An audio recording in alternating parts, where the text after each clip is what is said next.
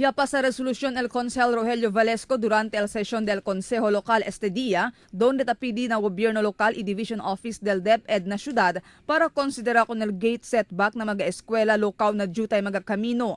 Ipirmita siya na problema na trafiko durante el tiempo de klase.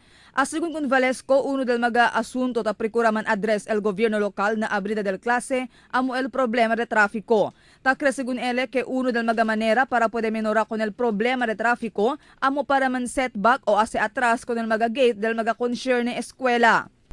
So along this time, Mr. Chair, I would like to pass a resolution for the Division Office of the Department of Education to consider the possibility of considering a gate setback initially to the following schools, of which traffic congestion is very apparent, especially as we anticipate the opening of the schools this June 13.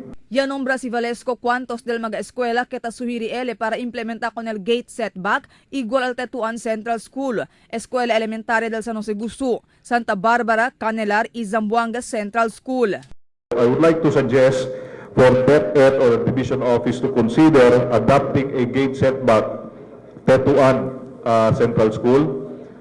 Si Miro Cedes, ben heavy el traffic allí na eskwela, and si Tasyabaha ko ng mga bata, mga estudyante, tan-occupy sila one lane, which also one of the reasons why it caused traffic in the area, especially during school days.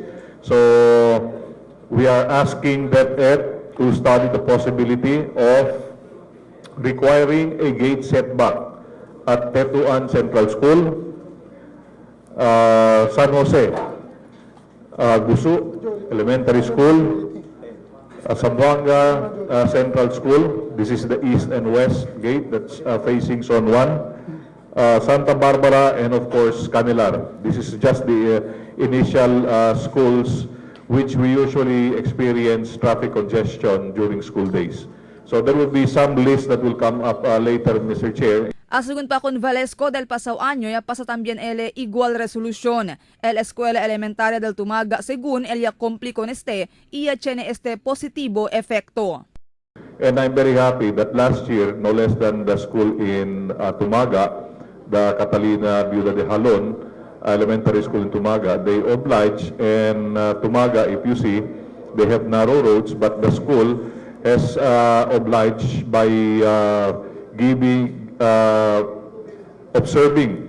observe the gate setback suggestion to ease the traffic situation in the area.